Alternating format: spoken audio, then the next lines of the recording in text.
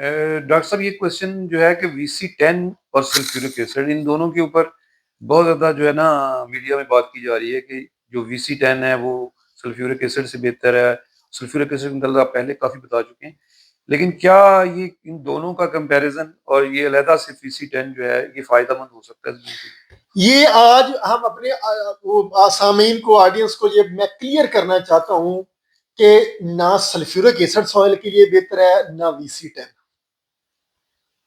दुनिया में कोई रेसिपी नहीं है ना। VC10 क्या जी, ये सल्फ्यूरिक एसिड को ठंडा कर दिया गया। एसिड के बारे में तो हमने पहले पता कि कुरियन इन नेचर है, कार्बन की बर्निंग है, माइक्रोबियल एक्टिविटी को डेड करता है, और ये अमेरिका की स्टडी है 1960 की। 2025 चल रहा है। आप कहते हैं ना कि जी 200 लीटर के ड्रम में 5 लीटर सल्फ्यूरिक एसिड, 8 लीटर कतरा कतरा डिल्यूट होगा। भाई जितना मर्जी भी डिल्यूट हो जाए ना, आप उसमें हाथ अपना पहले पाओ। अगर आप अपना हाथ नहीं डाल सकते फिर जमीन में क्यों डाल रहे हैं? वो जितना मर्जी डिल्यूट कर लें, लॉन्ग टर्म बेसिस पे 2-3 साल के लिए वो क्रिएन इन नेचर होगा। केमिकल जो सॉइल में जाएगा तबाही मचाएगा, ऑर्गेनिक मैटर की बर्निंग करेगा, माइक्रोबियल एक्टिविटी को डिस्टर्ब करेगा। जैसे हमने कहा जी, आप एसिड की बजाय एसिडुलेंट का कंसेप्ट लेके आए जो सॉइल में जाके एसिड की तरह बिहेव करे, नुकसान ना दे, माइक्रोबियल एक्टिविटी को नुकसान ना दे, ऑर्गेनिक मैटर की बर्निंग ना करे।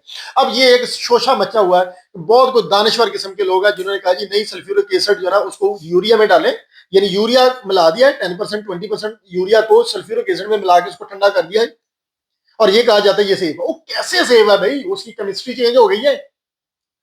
जब केमिस्ट्री नहीं चेंज हो रही, वो सल्फ्यूरिक एसिड या एक नाइट्रोजन आपने ऐड कर दिया है उसमें, इसका मतलब ये कि वो सेफ हो सकता है? ये इंतहाई आपका ये नॉन सीरियस एप्लीकेशन होगी कि जो बंदा VC10 यूज कर रहा है ये समझ के कि सल्फ्यूरिक एसिड नहीं है। इसके नतायज उसी तरह के भयानक हैं सॉइल के ऑर्गेनिक मैटर पे, सॉइल की माइक्रोबियल एक्टिविटी पे, सॉइल की हेल्थ के ऊपर, सॉइल की ब्रेटरनेस के ऊपर, सॉइल की कंपैक्शन के ऊपर, जिस तरह के सल्फ्यूरिक एसिड के रिजल्ट हैं।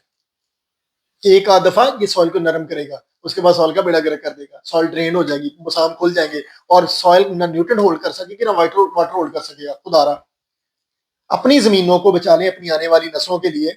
और ये एसिड और VC10 या इस तरह के जितने भी लच्छरपन है ना, इनसे बाहर निकल आए, कंपनियों के लच्छरपन से, लोगों के लच्छरपन से, और नेम हकीम लोगों के मशवरों से। सीधी सीधी रिसर्च करें और माइक्रोब की सॉइल में एडिशन करवाएं, ऑर्गेनिक मैटर की एडिशन कराएं, अच्छी क्वालिटी का कंपोस्ट बनाएं, कंपोस्ट एक्सट्रैक्ट यूज करें, एस्ट्रोलेंट यूज करें, और अपनी सॉइल को हेल्थ करें।